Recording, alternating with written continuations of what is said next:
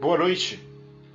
Seja muito bem-vindo, seja muito bem-vinda ao Centro Espírita Morada Cristã. Estamos felizes por ter você aqui conosco para mais um momento de tratamento espiritual por meio de preces intercessórias.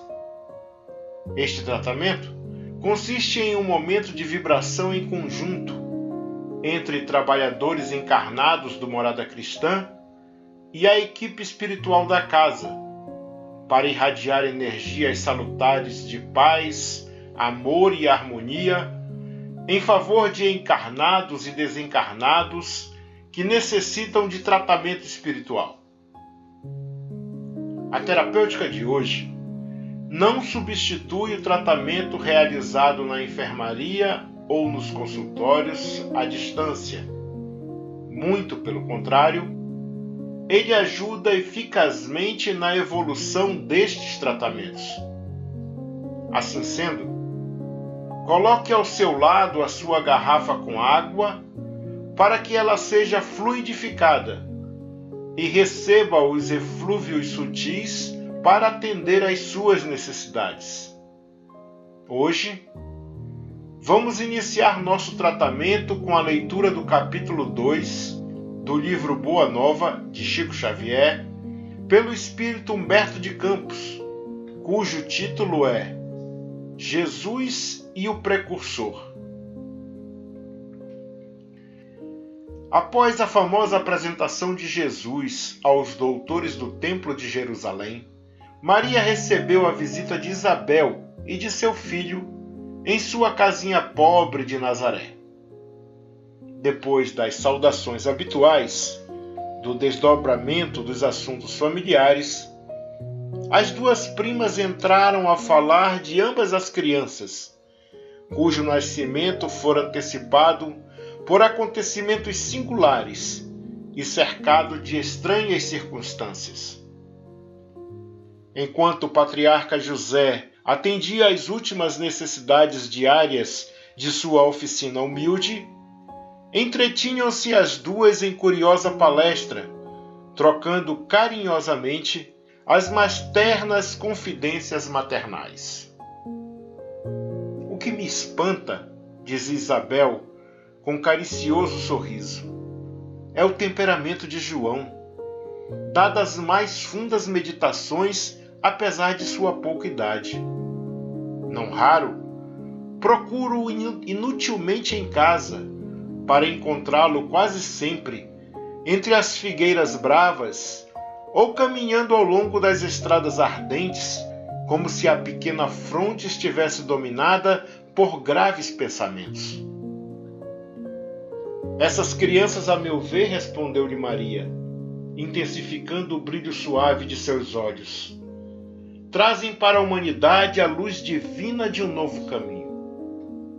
Meu filho também é assim, envolvendo-me o coração numa atmosfera de incessantes cuidados. Por vezes vou encontrá-lo a sós, junto das águas, e de outras, em conversação profunda com os viajantes que demandam a Samaria ou as aldeias mais distantes nas adjacências do lago. Quase sempre, surpreendo-lhe a palavra caridosa que dirige às lavadeiras, aos transeuntes, aos mendigos sofredores. Fala de sua comunhão com Deus com uma eloquência que nunca encontrei nas observações dos nossos doutores, e constantemente ando a cismar em relação ao seu destino. Apesar de todos os valores da crença, murmurou Isabel convicta, nós, as mães, temos sempre o espírito abalado por injustificáveis receios. Como se deixasse empolgar por amorosos temores, Maria continuou. Ainda há alguns dias estivemos em Jerusalém, nas comemorações costumeiras, e a facilidade de argumentação com que Jesus elucidava os problemas que lhe eram apresentados pelos orientadores do templo nos deixou a todos receosos e perplexos. Sua ciência não pode ser desse mundo. Vem de Deus, que certamente se manifesta por seus lábios amigos da pureza. Notando-lhe as respostas, Eliasar chamou a José em particular e o advertiu de que o menino parece haver nascido para a perdição de muitos poderosos em Israel. Com a prima lhe escutar atentamente a palavra, Maria prosseguiu, de olhos úmidos, após ligeira pausa. Ciente desse aviso, procurei Eliasar, a fim de interceder por Jesus junto de suas valiosas relações com as autoridades do templo. Pensei na sua infância desprotegida e receio pelo seu futuro. Eliasar prometeu interessar-se pela sua sorte. Todavia, de regresso a Nazaré, experimentei singular multiplicação dos meus temores. Conversei com José mais detidamente acerca do pequeno, preocupada com o seu preparo conveniente para a vida. Entretanto, no dia que se seguiu às nossas íntimas confabulações, Jesus se aproximou de mim pela manhã e me interpelou. Mãe, que queres tu de mim? Acaso não tenho testemunhado a minha comunhão com o Pai que está no céu? Altamente surpreendida com a sua pergunta, respondi-lhe hesitante. Tenho cuidado por ti, meu filho. Reconheço que necessitas de um preparo melhor para a vida. Mas como se estivesse em pleno conhecimento do que se passava em meu íntimo, ponderou ele. Mãe, toda preparação útil e generosa no mundo é preciosa. Entretanto, eu já estou com Deus. Meu Pai, porém, deseja de nós toda exemplificação que seja boa, e eu escolherei, desse modo, a escola melhor. No mesmo dia, embora soubesse das belas promessas que os doutores do templo fizeram na sua presença a seu respeito, Jesus aproximou-se de José e lhe pediu, com humildade, o admitisse em seus trabalhos. Desde então, como se nos quisesse ensinar que a melhor escola para Deus é a do lar e a do esforço próprio, concluiu a palavra materna com gentileza. Ele aperfeiçoa as madeiras da oficina, empunha o martelo e a enxó, enchendo a casa de ânimo com sua doce alegria. Isabel lhe escutava atenta a narrativa, e depois de outras pequenas considerações materiais, ambas observaram que as primeiras sombras da noite desciam na paisagem, acinzentando o céu sem nuvens. A carpintaria já estava fechada, e José buscava a serenidade do interior doméstico para o repouso. As duas mães se entreolharam inquietas e perguntavam a si próprias para onde teriam ido as duas crianças. Nazaré, com a sua paisagem, das mais belas de toda a Galileia, é talvez o mais formoso recanto da Palestina. Suas ruas humildes e pedregosas, suas casas pequeninas, suas lojas singulares, se agrupam numa ampla concavidade em cima das montanhas ao norte do Esdrelon. Seus horizontes são estreitos e sem interesse. Contudo, os que subam um pouco além, até onde se localizam as casinholas mais elevadas, encontrarão para o olhar assombrado as mais formosas perspectivas. O céu parece alongar-se, cobrindo o conjunto maravilhoso numa dilatação infinita. Maria e Isabel avistaram seus filhos lado a lado, sobre uma eminência banhada pelos derradeiros raios vespertinos. De longe, parecia-lhes que os cabelos de Jesus esvoaçavam ao sopro caricioso das brisas do alto. Seu pequeno indicador mostrava a João as paisagens que se multiplicavam à distância, como um grande general que desse a conhecer os detalhes de seus planos a um soldado de confiança. Ante seus olhos surgiam as montanhas de Sarnaria, o cume de Magedo, as eminências de Gelber, a figura esbelta do Tabor, onde mais tarde ficaria inesquecível o instante da transfiguração, o vale do rio sagrado do cristianismo, os cumes de Safé, o golfo de Calfa, o elevado cenário do Pereu, num soberbo conjunto de montes e vales ao lado das águas cristalinas.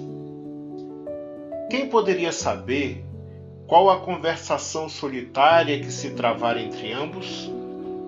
Distanciados no tempo, devemos presumir que fosse na Terra a primeira combinação entre o amor e a verdade para a conquista do mundo. Sabemos, porém, que na manhã imediata, em partindo o precursor na carinhosa companhia de sua mãe, perguntou Isabel a Jesus com gracioso interesse: "Não queres vir conosco?"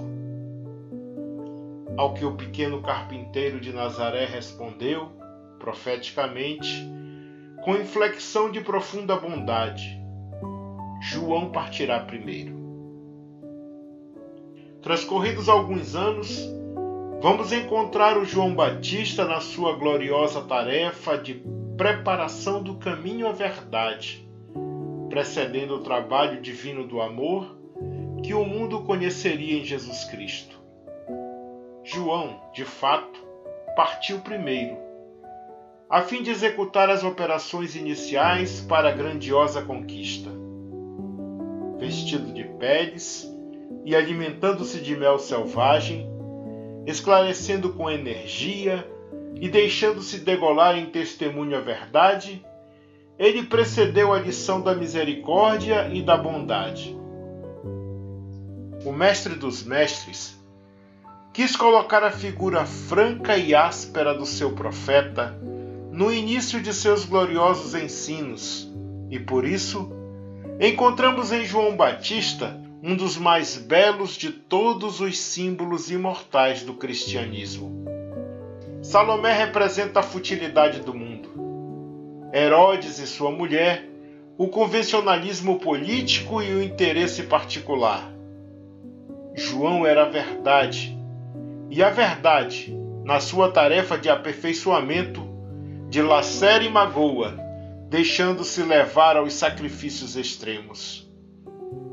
Como a dor que precede as poderosas manifestações da luz no íntimo dos corações, ela recebe o bloco de mármore bruto e lhe trabalha as asperezas para que a obra do amor surja em sua pureza divina. João Batista foi a voz clamante do deserto. Operário da primeira hora, é ele o símbolo rude da verdade que arranca as mais fortes raízes do mundo para que o reino de Deus prevaleça nos corações. Exprimindo a rígida disciplina que antecede a espontaneidade do amor, a luta para que se desfaçam as sombras do caminho, João é o primeiro sinal do cristão ativo, em guerra com as próprias imperfeições do seu mundo interior, a fim de estabelecer em si mesmo o santuário de sua realização com o Cristo. Foi por essa razão que dele disse Jesus: "Dos nascidos de mulher, João Batista é o maior de todos." Que assim seja.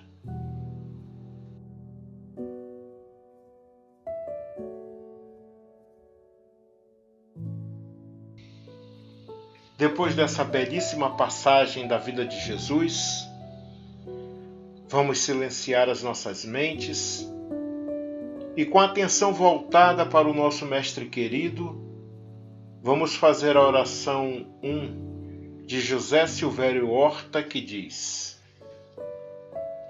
Pai nosso que estás nos céus, na luz dos sóis infinitos, Pai de todos os aflitos, deste mundo de escarcéus. Santificado, Senhor, seja o teu nome sublime, que em todo o universo exprime concórdia, ternura e amor. Venha ao nosso coração o teu reino de bondade, de paz e de caridade na estrada da redenção. Cumpra-se teu mandamento, que não vacila nem erra, nos céus como em toda a terra, de luta e de sofrimento. Evita-nos todo o mal, dá-nos o pão do caminho, feito da luz no carinho do pão espiritual. Perdoa-nos, meu Senhor, de iniquidade e de dor, os débitos tenebrosos de passados escabrosos. Auxilia-nos também nos sentimentos cristãos, a amar nossos irmãos que vivem longe do bem. Com a proteção de Jesus, livra nossa alma do erro, sobre o mundo de desterro, distante da vossa luz. Que vossa ideal igreja seja o altar da caridade, onde se faça a vontade de vosso amor. Que assim seja.